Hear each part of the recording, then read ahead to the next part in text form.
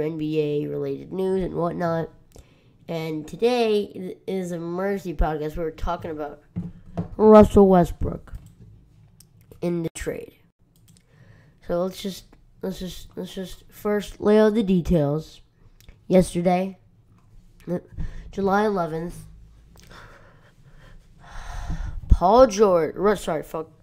Russell Westbrook was traded to the Houston Rockets for Chris Paul, 2 first-round picks in 2024, 2026, and 2 pick swaps, 2021 and 2025. So, if you don't know what pick swaps are, it's like in 2021, basically, the Thunder have the ability to the Thunder have the ability to take Houston's picks if it's higher than theirs. So, like, if Houston has the 5th pick and Oklahoma have the 20th pick, then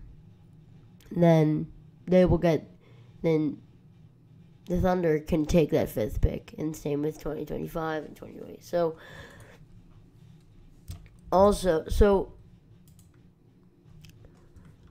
let's look at the implications of this trade.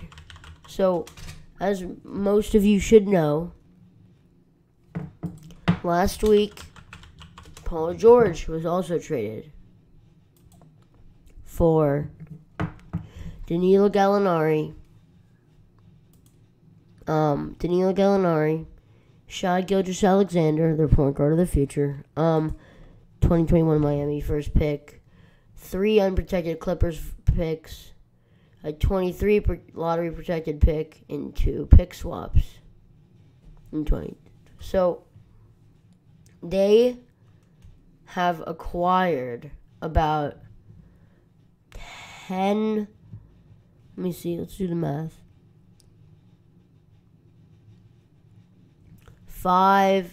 7 picks, with about 2 or 3 of them being lottery protected in the past week.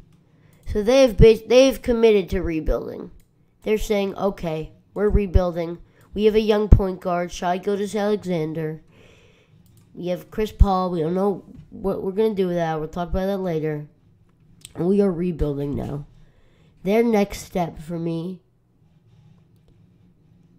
get rid of Steven Adams' contract. He makes $25 million this year. Get rid of Schroeder as well. But $25 million for a center who is unplayable in the playoffs. And now they won't be in the playoffs because their best player is Chris Paul, who averages 15 points a game this year. Get rid of him. Get rid of Steven Adams. Get rid of Chris Paul. Let's look. So, after signing with the Rockets, or after being traded to the Rockets, Chris Paul signed a 4-year, $160 million contract. So this year, on the Thunder, at the age of 34, he will be making $38 million. What the fuck? What is the world we live in where Chris Paul should be making $80 million in the next 2 seasons? What is this? When he is 36 years old, he'll be making $44 million. Russell Westbrook, he signed a Supermax, so he's on the same lines. He's younger, taken into effect, so this year he's making 38. God, that's a lot of money. When he's 33, he'll be making $50 million. $50 million. He does have a player option 2022, but it's a $47 million player option. Who is stupid enough not to take a $47 million player option? But now let's look at the Rockets team now, right? It's the same team with Russ. They have a Westbrook, Harden, Capella, PJ Tucker, Eric Gordon, Austin Rivers, I don't know if they re-signed for Reed or not, but all those guys, they have nobody. They have no assets. They have 2 guys. They have 3 guys. 3 guys. And they traded all their picks. So the only assets they have are Russell Westbrook, James Harden, and Clint Capella.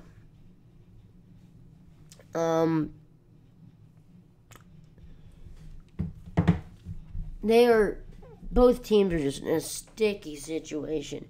And I say it's a win for both teams because both teams got, I guess, what they wanted.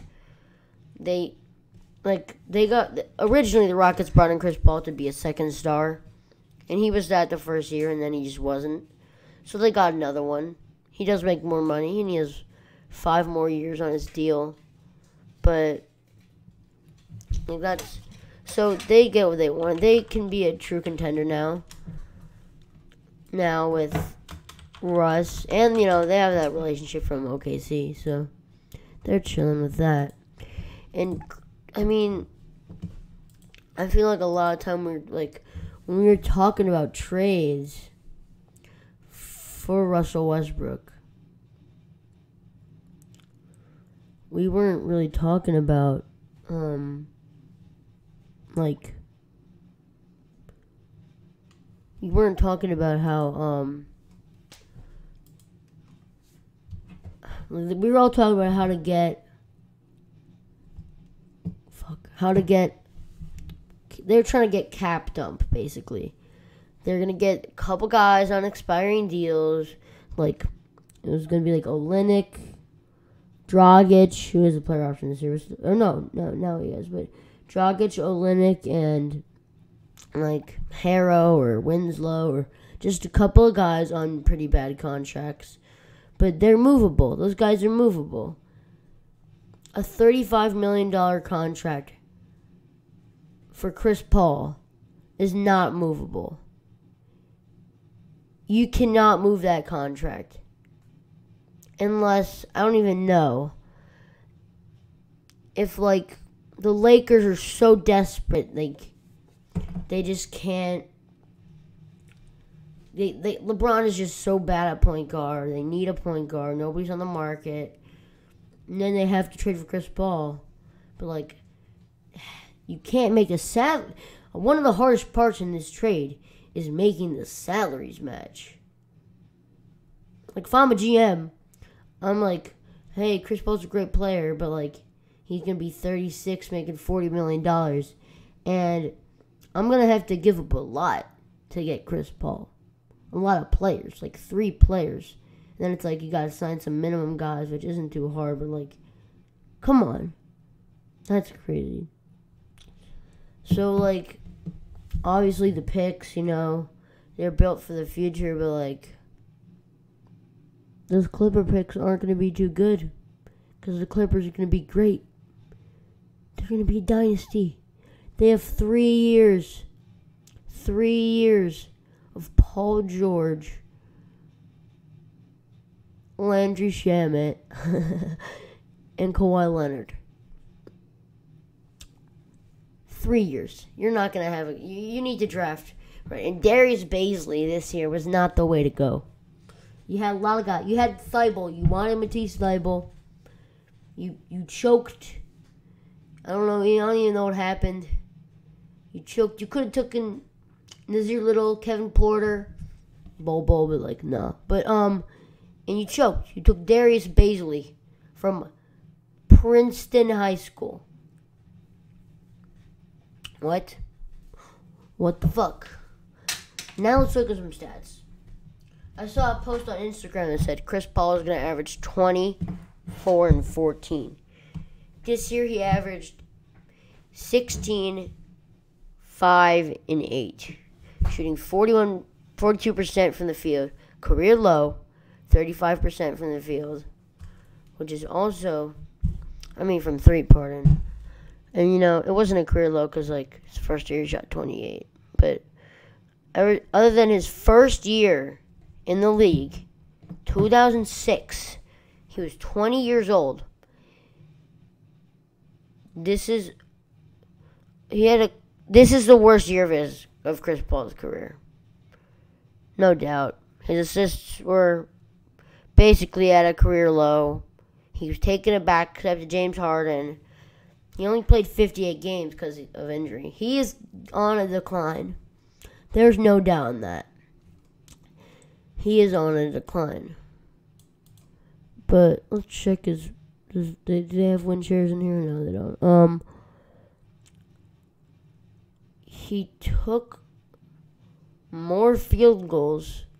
He took the same amount of field goals as he took in the prime of his career. He took 14 field goals a game, which is crazy. Crazy. Oh my God. Now let's look at Russ's stats. Now his are a little more flattering because, the triple doubles and whatnot, but don't forget the playoffs, so he choked in the playoffs. 23, 11, and 11. Good stats. Good stats. 29% from 3. Okay, he's a career 31% shooter. Don't get mad at Russ. Don't get mad at Russ. He jacked 3-point attempts this year. He took 6 a game. The only time he took more was in his MVP season when there was no other players on the fucking team. He had to take 7.2 3-pointers a game because Steven Adams was their second best player. But now you have Paul George, who's playing like an MVP candidate, and you shoot 6 3-pointers a game when you're a career fucking 30% shooter. No, you made 1.6 a game, which is a career high. But you shot just as inefficiently as your second year.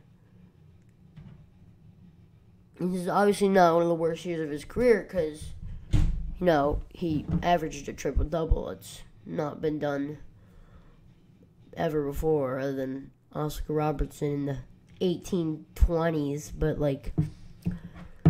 he choked in the playoffs. Lillard got in his head, and he just fucked up. And now let's look. So I think both teams win this trade. I think Chris Paul is going to be on the move. It's going to be really hard to find. You can't waive him, can ya? You can't waive Chris Paul. You're still paying him the money. You can't buy him out. Sam Presti is a genius, though. He got about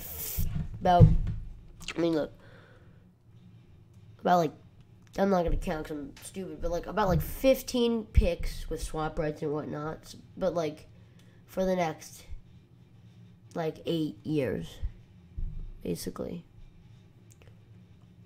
He has always been looked at a guy who can't make good trades. He's been looking for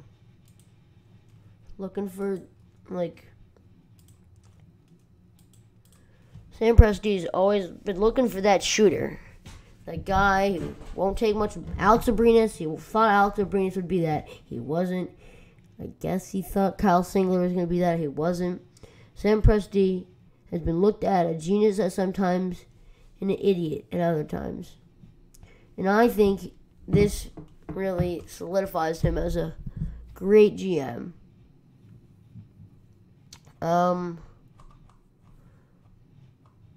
Now, let's talk about Miami. They wanted Russ. Everybody knows that. There wasn't a thing that was like, oh, do you think they want Russ? They wanted Russ. People from their organization said that. They publicly came out and said that. And they didn't get him. Jimmy Butler. It's just Jimmy Butler and a bunch of kitchen wenches. I was talking to some fans that said they could get a top 4 seed with Jimmy Butler as their. I'm a Sixers fan, so I love Jimmy Butler. He was great for us. I don't care what he did. I don't care how he's a snake. He was great for us. And I don't think Jimmy Butler, Bam Adebayo, and Goran Dragic is going to take you to a 4 seed. You're going to struggle to make the playoffs. You guys can be a 6 seed, I think. With Russ, maybe top 4 seed, but those personalities really clash. And I still think these personalities will clash. You know, I hope my favorite player of all time, Dwayne Wade, is on the sidelines helping Jimmy Butler get through this transition. But, it's going to be hard for the Miami Heat to do anything in the playoffs. Are the Rockets a contender? I don't know. With the Clippers and the Lakers, is that team a contender? Neither of those teams, I think what they do have advantage, neither of those teams have strong guard play. I mean, LeBron, you can call him a guard, but is LeBron going to be guarding Russell Westbrook? Or are you putting Kuzma on that? And even Pat Bev, okay, as much as a dog as he is, he's not going to be doing that. No, but you can't guard Russ. You don't guard James Harden. Patrick Beverley doesn't guard James Harden with his trash talk. It just doesn't happen. It's not going to happen.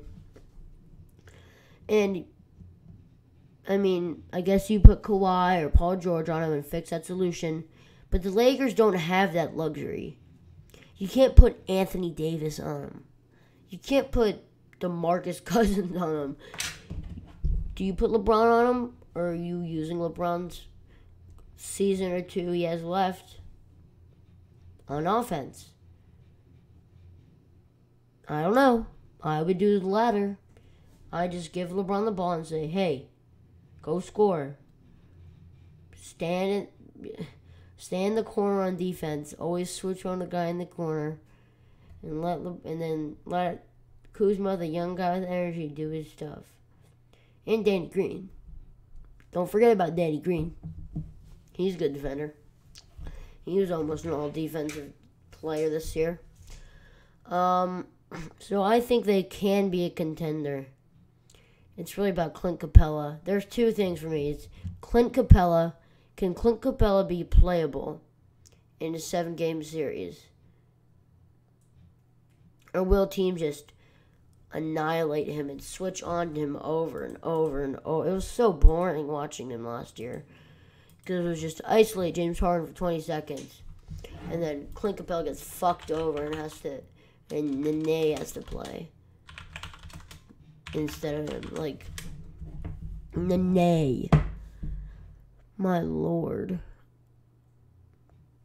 So I think it's really about Clint Capella, and if he can make a step, which I don't know if he can. I don't think he can.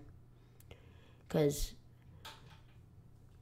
how much of a step, how much room is there to grow for a guy who catches lobs and makes blocks? Is Daryl Morey even talking to him about having a jump shot, or is it a lost cause at this point? Because he's been in the league for 4 years. And I don't think anybody has talked to them. Talked to him about it. At least it doesn't seem like it. What the hell? What is that? So, those are my two main things for them this year. The relationship between Russ, and see if they can actually create a good dynamic, unlike Chris Paul and Harden did in Houston and the other ball. Now, I'm going to make a predict. This is just I don't know how long it's been. It's been 20 minutes, so I might cut it soon. But, I'm going to make a prediction podcast in the future about, I'll do West and East and who I think is going to win. But I think Portland are very good. I like Portland. People have been saying New Orleans can make the playoffs. I don't believe it. I need to believe it. I need to see it to believe it. JJ Redick, hey man, he's never missed the playoffs.